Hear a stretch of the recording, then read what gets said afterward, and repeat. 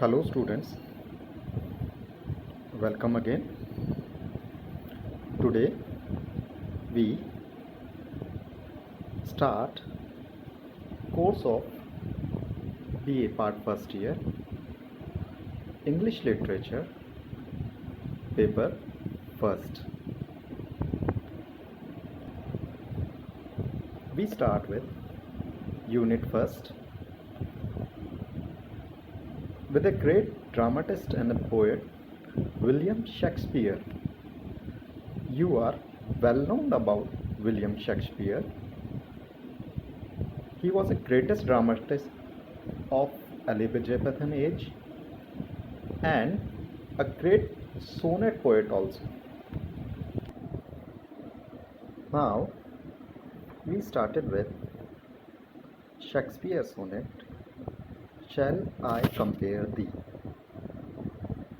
First of all, we have a brief introduction to the poet. William Shakespeare was born at Stratford-upon-Avon in April 1564.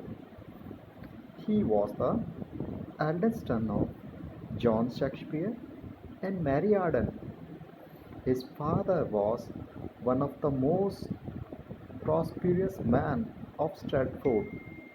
Shakespeare married Anne Hathaway in December 1582 and had three children named as Susanna, daughter, and twins Hamlet and Judith.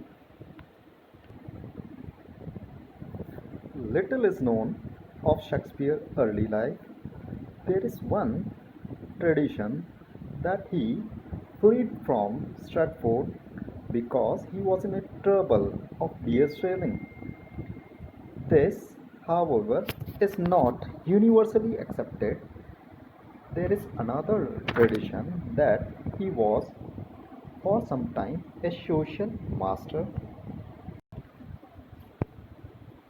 From 1592 onwards, record of his life and activities are much fuller. In the autumn of 1592, Robert Greene, the best of the professional writer, as he was dying, wrote a letter to three fellow writers in which he warned them against a upstart crow who suppose he is much able to bombast out a verse as the best of you. This is the first reference to Shakespeare. It suggested that Shakespeare had become suddenly a famous playwright. In April 1593, Shakespeare published his poem Venus and Adonis, which was dedicated to young Earl of Southampton. It was a great lasting success. In 1594, his second poem, The Rape of Lucre, was published. By 1594, Shakespeare had written about 9 plays. Soon afterward, he wrote the first of his great play, Romeo and Juliet. In 1598 Christmas, the players re-erected a new playhouse on the south bank of the Thames. The playhouse was named the Globe. The expenses of the new building were shared by more important members of the company, including Shakespeare. Shakespeare was by now a prosperous person. In 1596, he bought a new place, a large house in the center of Stratford. By the summer of 1598, Shakespeare was recognized as a great English dramatist. Booksellers were publishing his more popular plays.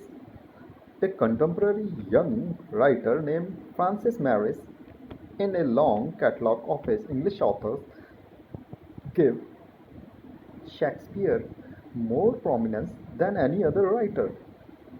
He mentioned by name 12 of his plays.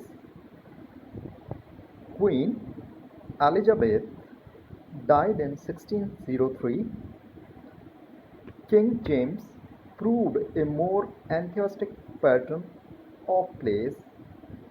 In the early years of King James' reign, Shakespeare wrote All's Well That Ends Well, Measures and Measures, Othello, Macbeth, and King Lear. Since 1601, Shakespeare has been writing less. There were now number of rival dramatists who were introducing new style of drama. Chief among them was Ben Jonson. Every man in his humor was acted by Shakespeare Company. Shakespeare seems to have retired from the stage by 1608. His name does not occur in the various list of players after 1607.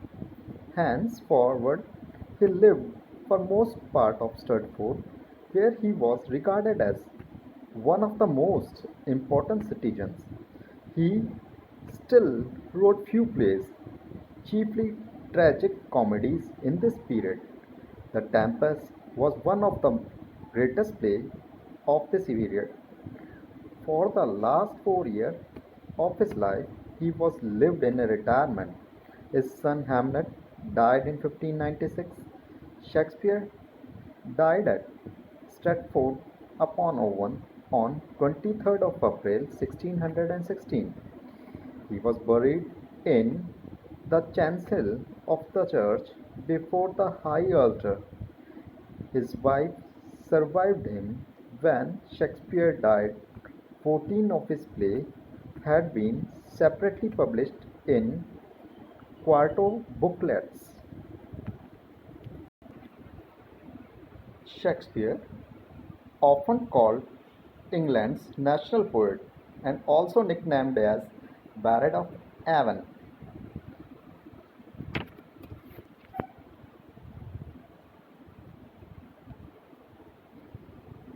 Shakespeare era was not profitable but very fashionable to write poetry.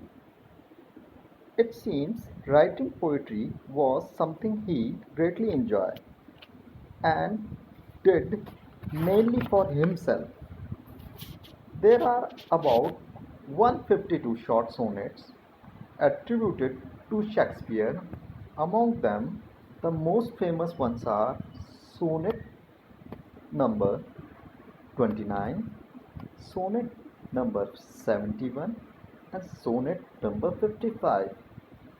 In April 1593, Shakespeare published his poem Venus and Adonis, which was dedicated to young Earl of Southampton. It was a great and last success. In 1594, his second poem, The Rape of Lucrece, was published. While we are talking about William Shakespeare's sonnet, the first term which came in our mind is that what is sonnet, how it is differ from other poetry, and what is its quality and style that make it different from the other poetic style. Here we discuss what is sonnet. The term sonnet came from Italy. Etymologically, sonnet is a little poem with the instrumental accompaniment, or in a simpler way, we can say that sonnet is a lyrical poem of a 14 lines with having a rhyming scheme. Mainly, we can classify sonnets into two types: Petrarchan sonnet and Shakespearean sonnet. First, we talk about Petrarchan sonnet. Petrarchan sonnet was one of the earliest sonnets which were generated in Italy. Petrarch was one first who write this kind of sonnet in Italy. It were Walt and Surrey who brought sonnets into England. Before that, there was no trend of sonnets poetry found in England. Petrarchan sonnets have some qualities, such as the Petrarchan sonnet was a poem of 14 lines, divided into two parts. First part is called octave of 8 lines, and second part is called sestet of 6 lines. Surrey made a certain structural change in the sonnet. He divided 14 lines into 3 quatrains and a complete concluding couplet. Walt observed generally the Petrarchan form, which was later used so splendidly by John Milton. Shakespeare made a little bit change. The 3 quatrains and the couplet form. This became the final type of an English sonnet. The easy form of 3 quatrains and a couplet all independently rhymed.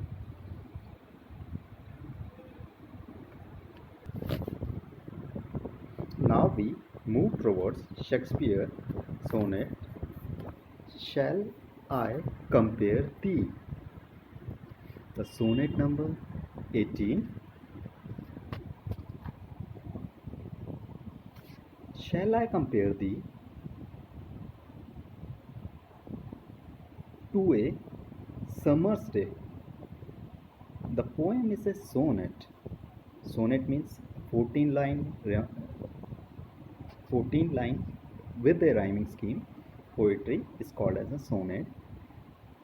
The poem is addressed to Shakespeare's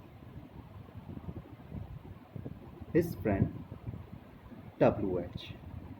The poet points out that the fairest and the most resplendent things decay and decline by chance or by the laws of nature, but the beauty of his friend will not suffer the ravage of death. The beauty of his friend has been immortalized by the poet in his poem. This way, the sonnet can be analyzed thus. One thing in this sonnet is to be noticed that Shakespeare challenged a universal law that one had get birth can destroy after some time as a naturally process. But here in this poem, Shakespeare briefly describes that all the monuments, all that beauty, all the gilded items can be vanished by the time, but his poetry, his words, his accomplishment towards his friend in this poetry will never be destroyed by the hard stroke of time. This is the main or basic theme that remains in all over the sonnet. As we know, the poem is a sonnet. The poem is addressed by Shakespeare to his friend who is named as W.H. The poet points out that the fairest and the most resplendent things decay and decline by the chance or by the laws of nature, but the beauty of his friend will not suffer the ravage of death. Thus, the beauty of his friend has been immortalized by the poet in his poem. The sense of immortalization gives the respect towards his friend by the poet. In this poetry, in this sonnet, we can say that the poet thinks that the beauty of his friend is more lovely and likely, lively than the beauty of a summer's day. Beautiful flowers are shaken by rough winds, and beautiful days of summer came soon to the end. But the beauty of his friend never came to the end in his poetry. It will remain as immortalized by his words. Here we see that his friend's beauty is compared with the summer's day. In Indian context, we can see summer is a hot period with, we can say that it is terrible to take out in 45 to 50 degree temperature, but in England summer are the pleasant days of their weather. It is not too difficult to understand that their pleasant days, or we can say when beautiful days of their weather comes in the summer. As we know that Britain is situated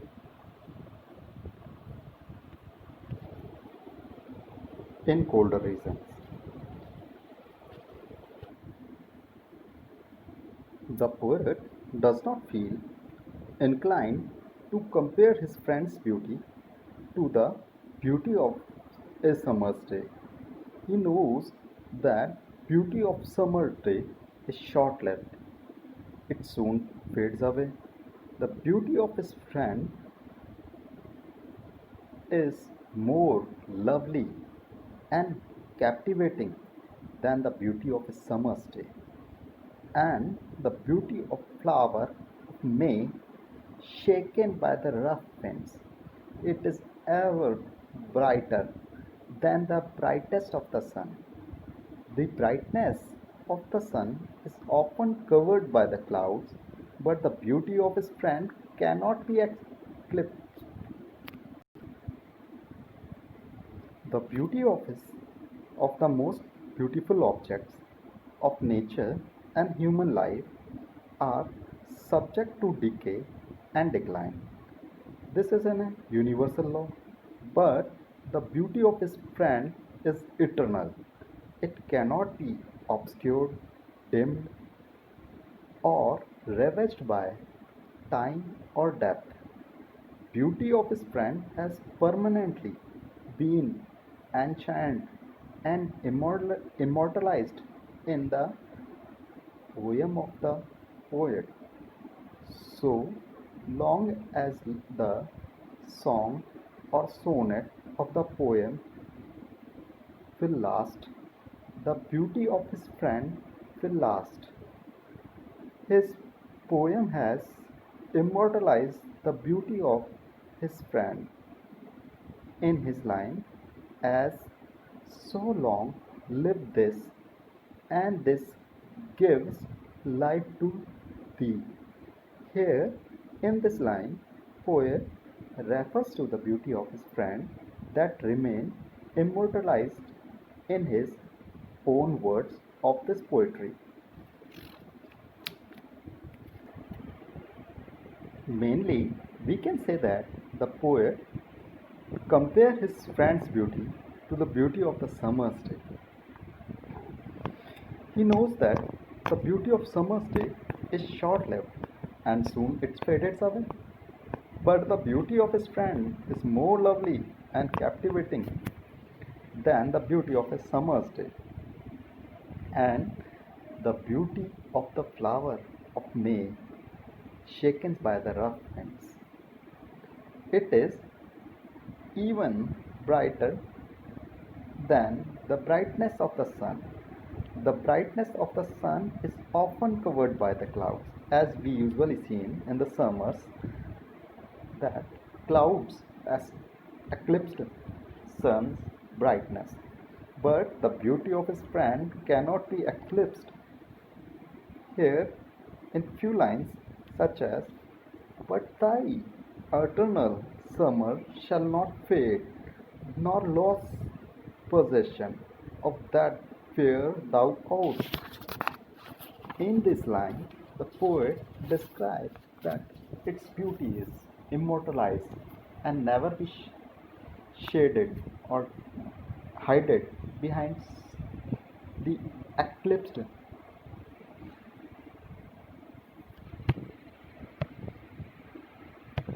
In concluding couplet of Shakespeare's sonnet, he refers to a universal law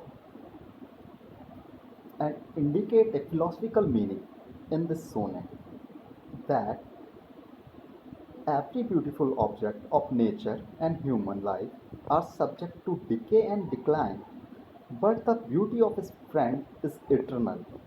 It's beyond the boundaries, it's beyond the clutches of life and death. It cannot be obscured, dimmed, or ravaged by time or death. As we see that time, as soon as passes away, the beauty starts decomposing or get declined, whether it's a monument, whether it's a person, or whether it may be a natural scene also. We see that the beauty has changes as the time passes away. But in his poetry, he made his friend immortalized as long as his beauty will remain immortalized in his sonnet. The beauty of his friend has permanently been enshrined and immortalized in the poem of the poet. So long as the song or sonnet of the poem will last, the beauty of his friend will last. His poem has immortalized the beauty of his friend. Hence, it's a brief introduction of the Shakespeare sonnet. Shall I compare thee? Thank you very much.